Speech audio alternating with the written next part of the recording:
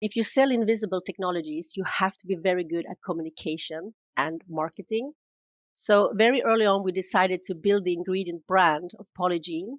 And this is more than 10 years ago. And we have been very successful to achieve this recognition, especially in some markets. And we have invested many resources into the brand rather than developing new technologies. And it's all about to add a value to our partners' product to make them more desirable.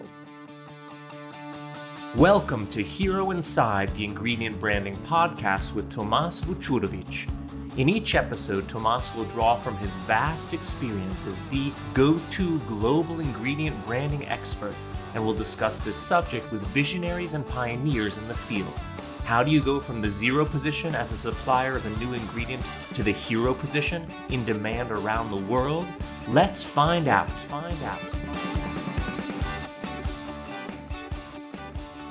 Hello and welcome back to the HeroInside Ingredient Branding Podcast. My name is Tomas Vučurović and I'm the creator and host of this pod. Today, I welcome my first female guest to our show. Her name is Ulrika Björk and she's the CEO of the Polygiene Group from Malmö in Sweden, a global ingredient brand with a distinctly Scandinavian ethos. What exactly that means is what we are about to explore with her. What impresses me most about Polygiene as an ingredient brand is that they have been very successful in turning a rather sensitive market segment, namely that of antimicrobial solutions and odor control technologies, into a valuable and meaningful brand. So let's ask Ulrika how the Polygiene brand shifted from antimicrobial tech towards enabling consumers to actively contribute to a more mindful living. Hi, Ulrika. Welcome and nice to have you on the show. Thank you for having me, Thomas. It's my pleasure. Ulrika, as I already mentioned in the trailer, you describe your company as a global ingredient brand with a distinctly Scandinavian ethos. Why don't you share with us at the beginning how this Scandinavian ethos is expressed in your daily actions and what it means for your customers, but also for your employees? Yes, so Polygiene is a Swedish company. We are based in the southern part of the country, and we are a spin-off of the big chemical companies back in 2006. And the Scandinavian heritage embodies the importance of equality, social justice, and diversity. And the key words when people describe Sweden, it's all about simplicity, functionality, and the connection to nature. And respecting and living in harmony with the environment is a core principle for us. The Swedish people loves to be outdoors and we love to spend with the outdoor activities. So embracing innovation and technology is also something that is very typical for Sweden. There was a United Nations study a couple of years ago where they ranked Sweden as the number one innovative country in Europe. And globally, it was ranked as number 3. So we are very proud of this. And all these values are brought into the company culture. We live these values on a daily basis, and it's a strong part of the business strategy. It's a foundation of what we are doing. So we always want to be a fair, trustable, and transparent in all our matters. And I think this honesty approach we have also reflects to the customers. Wow. That's a statement. Thank you very much for that. Let's talk a little bit about you. We know each other also quite a while, and you've been with the company for a long time now, almost 7 years, and more than 6 of those as a CEO. What fascinates you most about the Polygiene story, and what keeps you going day by day? Yeah, so time flies. It's been, as you said, 7 years. It's been a fantastic journey, and it still is. I mean, the textile industry is a sector I'm deeply passionate about. But however, I know that we recognize significant environmental challenges the coming years. We have the global agenda 2030. It's to halve the carbon footprint in just 6 years down the lane. And to able to crack this curve, we have to have disruptive change. And it's my firm belief that Polygiene can be part of this solution. We can developing technologies that can address these issues. So, I mean, the industry is fantastic. There are respectable brands. We have fantastic colleagues here, but we have to work collectively to address the significant environmental footprint. And I also think that companies we can't rely solely on individual companies or brands. We have to get the consumer involved, and consumer participation is essential for driving meaningful change. So my conviction serves as my strongest motivator, and it fuels my ongoing commitment to progress. That is what keeps me going. I'm here to try to make a difference. Super. Thanks a lot for that personal statement. Let's go back to the early days of Polygiene for a moment. In our last episode, I talked to Noel Hall from Bust Fiber Tech about how negative campaigning doesn't work very well in relation to the climate crisis, and that it's more motivating for them to talk about positive change. The same applies somehow to your industry. I know many suppliers in your market segment are still talking about anti-stink or anti-odor. And for me, this is initially a bit of a turnoff because, I mean, no consumer or nobody really wants to be told that they might stink. But at Polygiene, you replaced this term relatively early and consistently with the term freshness, which has that positive connotation. Why don't you tell us a bit more about the intentions behind that shift? Yeah, so early on, we knew that Polygiene is not a chemical company. We can never compete with chemical suppliers. We're not manufacturing. We are not here to design and develop technologies. So we knew we have to find our own space. And we wanted to sell the value or the solution that we could provide. And if you sell invisible technologies, you have to be very good at communication and marketing. So very early on, we decided to build the ingredient brand of Polygiene, and this is more than 10 years ago. And we have been very successful to achieve this recognition, especially in some markets. And we have invested many resources into the brand rather than developing new technologies. And it's all about to add a value to our partners' product to make them more desirable. That is all what it's about. And as you said, the antimicrobial, anti-stink, odor, that is not very appealing. And that is also why we, many years ago, changed the narrative and start to talk about freshness instead and the benefits of the function. The Polygiene stay fresh.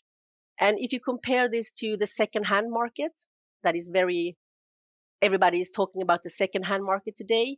We don't market that as worn clothes or old clothes or something used. It's more referred to vintage, retro, pre-loved clothes, which is a much more positive narrative. So honestly, I think also that second-hand nowadays should be the expression for new produced clothes, something you not do in the first hand. So, you describe your product features of freshness and protection also as superpowers. And these superpowers allow your customers to become more active in this important growth segments of reuse and resell, right? So, is the diesel secondhand collection a good example for that? Yes, that's a very good example. And we can see more demands from this sector where brands have to take responsibility of the afterlife of products. And there is Polygiene a very good feature to add in, like an aftercare product to keep the garments fresh and desired on the secondhand market. Yeah, as we talked about the beginning also of Polygiene, your solution was originally born out of the need for higher antiviral protection, not least because of more dangerous viruses at that time, like SARS or MERS. I guess that helped you also during COVID to quickly develop a solution for reusable masks called ViralOff. So this was also an contribution to environmental protection, considering how many disposable masks were used every day, wasn't it? Yes, that's correct. So Polygiene was founded back in 2006, and this was in the wake of the SARS epidemic in China. The demand for antimicrobial and hygienic surfaces was demanded. So that's where Polygiene started. And now, when the pandemic hit in 2020, we knew we had this data that we could actually combat these SARS viruses. So, very early on in April 2020, just in the beginning of the pandemic, we launched this technology ViralOff, and as you said, these face masks, the disposable face mask, that was insane.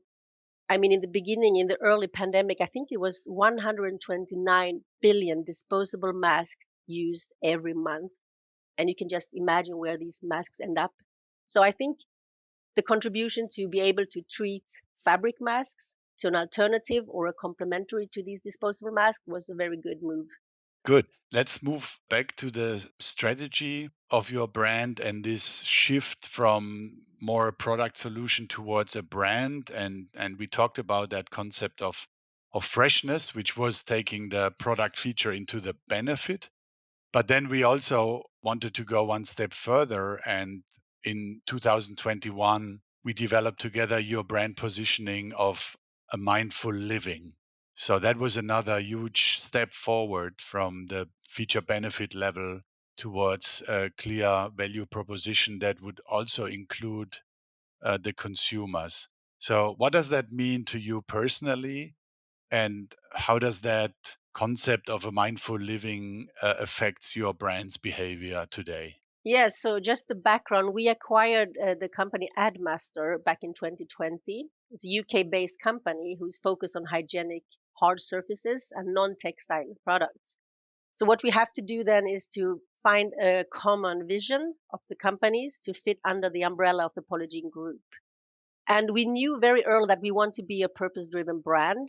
That was decided a long time ago when we went from just being a performance-driven brand than to be actually for a purpose. And I think you can, if you think about stay fresh and wear more, wash less, in the beginning, it was all about the performance. It was all about you to have a pleasant when you are training. You don't have to have an odor, stink free. That was more beneficial for you. And then, by the way, you can wash less as a consequence. Now we wanted to flip the narrative to be more purpose driven. So the first is to prolong lifetime of garments, to extend everything that is produced, because we know that is the biggest impact on the environment is the production stage. And that's why we came up to this encourage and enable mindful living. And that is the vision we have of the group. Mindful living is all about being aware, caring, responsible, and contribute to a more sustainable world. And we want to challenge everyone to make a difference. And changing behavior is very hard. We know that by yourself. You need to have a lot of insights, knowledge to be able to do a change. And I don't believe in regulations and punishment and borders. I believe in true inspiration that you want to be part of that change.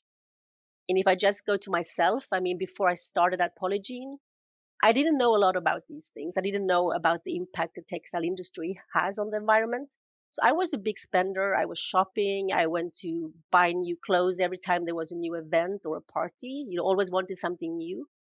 And today, when I have the insights and I know the cost to have this behavior, I completely stopped and changed. I almost never buy new things. If I buy something and I really need it, I try to find it on the secondhand market. I try to inspire all my kids just buying secondhand as well. And I think that comes from a willingness inside myself to want to change and contribute. So that is why we have this as our overall statement, encourage and enable mindful living. And I think we have to start with every single person. I find that exciting, to make the consumers aware of their responsibilities that they have also on the total footprint of a product. And I think when I remember back to our joint work, that more than half of the environmental footprint of a garment is actually produced by the consumer after the purchase. So this pretty simple message of wear more, wash less, and also the petition that you have started, let's all wash less clothes, and include the consumers and make them aware of their responsibilities that they also have as individuals, not only the companies or the retailers. I think that's really powerful. Do you have some feedback from the market? Does that work? Do consumers buy into that? And lots of questions now. What kind of marketing are you doing to communicate that prolonging of the lifetime? I remember you had that amazing video of the two fish fryers. I think it was in Sweden, close to your office, who were wearing their shirts. I think was it for 7 days? It was 2 weeks actually, and this video is on YouTube. It was incredible. I mean, It's 100% true story. It's not staged at all. We gave these 2 t-shirts to the fish fryers here in Malmö, and we asked them, wear them as long as they don't stink anymore. So just like give us how many days you could have it. And it was amazing. And one of them also said that I even got a hug from my wife when I got back home. That is not what I get. So it was a really, really funny project. And as you said, we know it works. We haven't been in business for all these years if it didn't work. That would be just a one-off then. We have brands working with us for years and years and years. We have thousands of testimonials from end consumers that we know they really, really value this function. And it's all about the awareness and the education again, because we know if you have tried Polygiene, a treated garment, you never want to go back to untreated clothes again because you really know the benefit. And as companies, the company Polygiene is quite small. We don't have endless of resources. So we have to do this through our partners. So we communicate through them because they have an audience, they have followers, they have customers. So what we do is we have created this toolbox with a lot of marketing material, a lot of activities where they can pick and choose. And this is included in the Polygiene offer. This is like actually the biggest part of what Polygiene offers.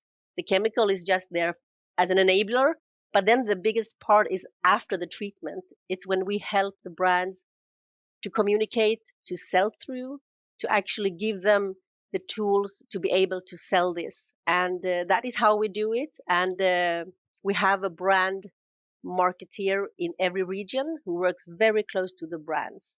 So it's like a symbiotic relationship where we help them to sell more and they come back and want to treat more. So it's like it's a real good partnership. And we know that this value is desired by the end consumer. It's just that we need to get the message out there. I love that story about the fish fryers. And if you agree, Ulrika, we will put a link to the video also in the show notes. Yes, absolutely. What I also particularly like about Polygiene, because it's important for an ingredient brand, is the broad applicability. So you are able to bring your technologies into many different applications because the trust that consumers develop towards an ingredient brand is growing when they see it, by many brands in different applications at different price points. So you're not only in textiles, but also in other applications like helmets, bags, yoga mats, bedding, and even pet applications. So, do you see this as a positive for your brand? Yes. So the acquisition of AdMaster is actually broadened the capability we have to treat all kinds of materials and surfaces. And we know that many of our brand partners, they do collections outside of garments as well. So we can treat, as you said, plastics, we can do foams, we can do all kinds of materials. And it also opened up new doors for new categories. So we started out in the sports and outdoor industry. And early on, we got these market leaders on board. So that is still the biggest category for Polygiene brand. But we also moved into home textiles, to bedding. We also have a lot of customers in the lifestyle fashion area. And that is actually the biggest. I mean, the production today is mainly garments for everyday wearing, and the sports and outdoor is quite small. And the benefit you have for training, of course, it's a lot of sweat and it's more odors. But honestly, it's okay to be stinky on the gym or if you're out running on your own. But imagine if you are with other people in a meeting or you sit on the train. That is a bigger value actually to have this technology in other applications than just sports and outdoors. So it's been and I mean it's together with AdMaster now we can basically treat all surfaces and have like fresh and clean surfaces everywhere. Super. You already talked about the support that you are giving to your customers and that you are reaching consumers through customers. And in the recent years, we work a lot with startups, and they're always asking, Thomas, how do we get the first client on board, who believes in our ingredient brand story? So you have an advantage here because you have already attracted over 500 customers who integrate Polygiene into thousands of end products. And I'm sure our listeners are very interested. How did you achieve this? And what are you doing to help your customers to sell out their products treated with Polygiene? Yeah, so it's been a journey. It's not happened overnight, but we have been very consistent in the messaging. We never changed a lot what the promise is, and I think that is key. I also think it's important that the branding and the communication and all the material we can provide is included, because if it's an extra cost for the brand, they won't do it. And we know the importance of the communication around these invisible technologies. So, as I said before about the toolbox we created, it's everything from hang tags and labels and co-branding on the product to do digital campaigns, to create a technical page on their websites to explain the technology and the benefits. We do POS material for physical brick and mortar stores. We give them insights with LCA analysis data to prove the technology. We can create videos. We can, like the fish fryer videos, we can create these videos. We can also incorporate the brand partners products into those videos, do case studies. And we also have these dedicated brand managers in every region who work very, very close to them. So there's a lot of tools that we can provide them with to spread this message. But that decentralized brand managers in the regions also supported by regional sales teams, right? Who are Yes, very close to the customers. I think that's also an important success factor, isn't it? yes, they work together as a regional team, and they go always, both have these connections, and they are very, very close to the brand partners. And we also know that we can prove the added value of Polygiene. We have done these A/B tests, when we have brands who have many retail stores, where we dress up 20 stores. And we tried this in Japan, where we communicated, we gathered the Polygiene-treated articles like an activity in the store, and we measured one to one to see what happened with these garments. And we saw the turnover went up on these focused, communicated, and branded articles. And this is good to show to other brands what they can do. Great. Thank you very much, Ulrika, for these valuable insights also on sales and sales support. Let's now take a look at the future. At the last ISPO show in November, you launched a new product, Polygiene StayFreshBIO, 100% plant-based solution. Does this take your sustainability efforts to a new level? Yes, so that's correct. Some markets and some industries have asked for bio-based antimicrobials for a while, and we decided to bring this into our portfolio because we are customer driven as well. This is what the customers are needed. And it's a long process to find new technologies because we have very strict demands on what we bring in. And the first is that the compliance, the regulations, since you're working with chemicals and especially biocides, there is a huge chemical regulation jungle around that. So that is number one. It has to be viable to sell this in the markets. And then, of course, the performance. It has to be a good performance. We need to pass all the standard tests. And then, of course, it has to be a viable price structure in the end as well. And we have conducted an LCA on our silver-based solution, and to measure the ecotoxicity that we add on to the production of this garment. And it is only 2% of the cost of the environment to produce one t-shirt. So the Polygiene cost is so tiny small. And I also think that we need to realize that when we have these new plant-based technologies, you have to add more to get the same effect. And then it comes the supply chain, the logistics, the shipping, and then you maybe have to add 10 times more sometimes. So I think as you said, the sustainability factor, I'm not sure if the LCA is comparable to those two. But of course, if this is demanded and the companies have a policy, of course we have it. And it's a very good complementary technology to a portfolio. And I also think it's important to understand when you're building ingredient brand that the end consumer, they don't care about what technology you use. They are just want to know the promise you have as a brand. We promise to keep you fresh. And what kind of technologies we use, they don't have any idea. And I think the good example is to compare to Bluetooth. Everybody knows what Bluetooth does. It connects devices. But I have no idea what technology is behind. I don't know if they changed that thousands of times. As an end consumer, I just want to have the promise. And I think this is the same. So the end consumer, they just want to have a function that works.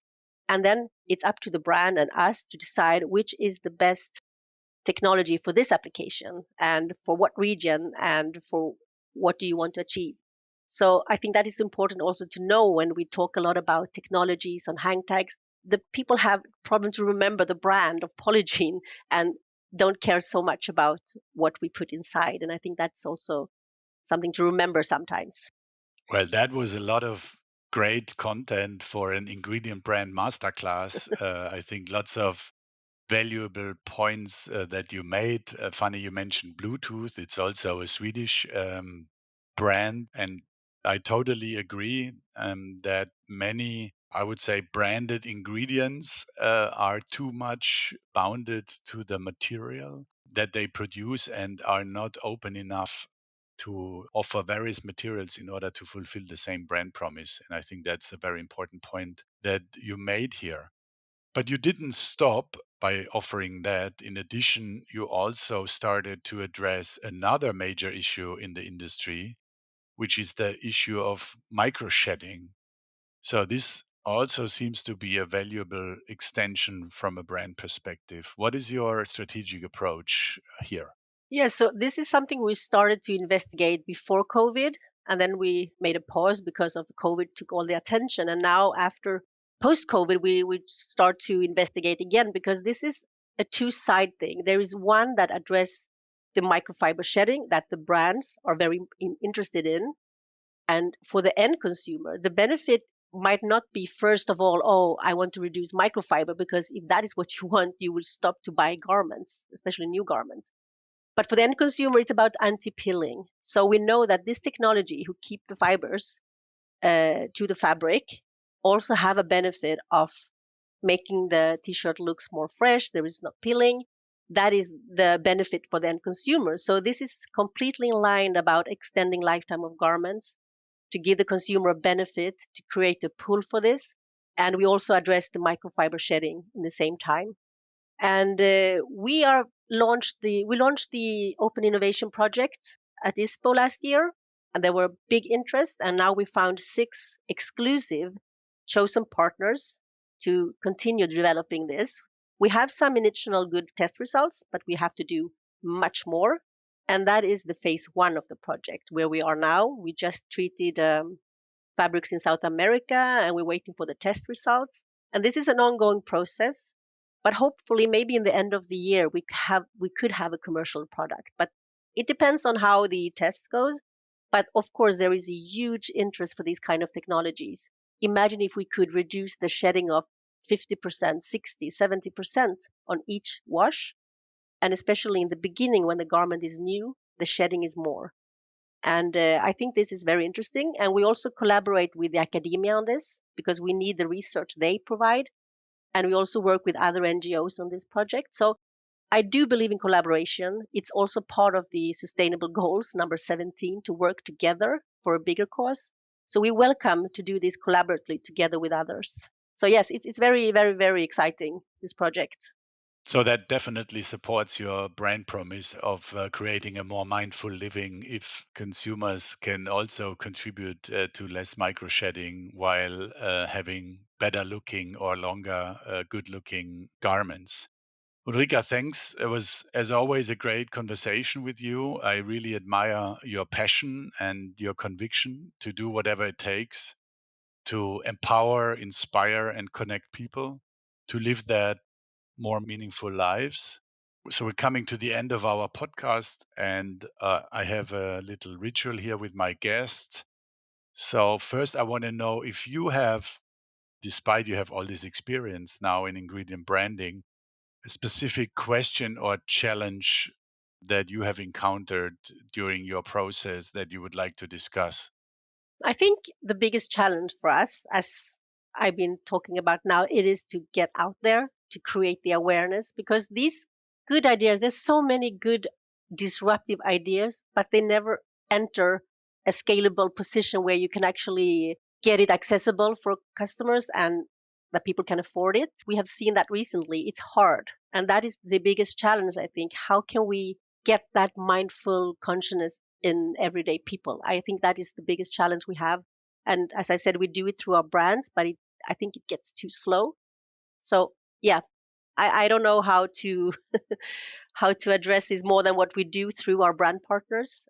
Yeah, I think one answer you gave is to be very consistent in what you are doing and to not change your route and try to be different things at different times. So coming out of this freshness and protection role into this mindful living, and now enlarging that position by bringing more meaningful innovations like the micro shedding or the bio-based solution into it. So you are enlarging your base, but you are not changing who you are. I think that is still the best way. We had last week a meeting with one of our clients who are in the shipbuilding segment, and we had a similar discussion. You know, when you are halfway on your target on your course, then it's the best way is just to continue and stay on that course and be very consistent in your implementation and not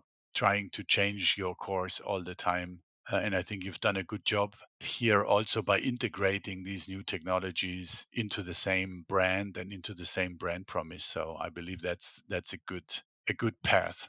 So together with you, we had now 3 amazing and visionary business leaders in our podcast. Do you have an ingredient brand that you would like to hear from next? Any idea who we should invite or you would recommend as a guest?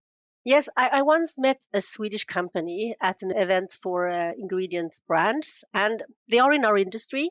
So I think it's very exciting to hear more about them. They have a very interesting product. And the name of the company is Once More by Södra. And I met them, it was a couple of years ago, but I know they have some breakthroughs. And I find their business model very interesting, especially nowadays when we talk about accessible technology. How are they going to scale this up and make this like to have a big impact? Because it's a super good idea, but it needs to be embraced by the industry as well. And somebody needs to want to pay for it. So I think that's an interesting company. We will definitely pick up on that one. Once More by Södra is a great story, and I will definitely ask them to join one of our next podcasts. So thank you very much, Ulrika, for your insights into a global ingredient brand with this distinct Scandinavian ethos that you described, which is on a journey toward more mindful living. Thank you very much. This was the 3rd episode of the HeroInside Ingredient Branding Podcast with Ulrika Björk, the CEO of the Polygiene Group from Malmö, Sweden. Listening to the passion with which Ulrika and her team work to inspire people to live a more mindful life was simply amazing. Polygiene is also a great example of how you can get a lot more out of a somewhat difficult topic like antimicrobial tech by consistently building a brand anchored in an inspiring brand promise. So, people out there, be brave and leave your feature level and think about what you can do for your end customers and build your brand around that. We would be really happy if you could head over to our brand LinkedIn page and share your insights and questions for this episode. The link will be posted in the show notes too. And don't forget to watch the video about the 2 fish fryers in Sweden. Subscribe to the HeroInside podcast to be sure not to miss our upcoming episode. Until then, keep exploring, learning, and being a hero in your journey to develop more relevant ingredients for a better future. This has been an episode of HeroInside, the Ingredient Branding Podcast with Tomas Vučurović. Each episode features stories and wisdom from game-changing creators and the shapers of the world's most exciting and influential ingredient brands. To learn more about ingredient branding and Tomas's work, visit brained.co. That's BRAIND.co. Until next time.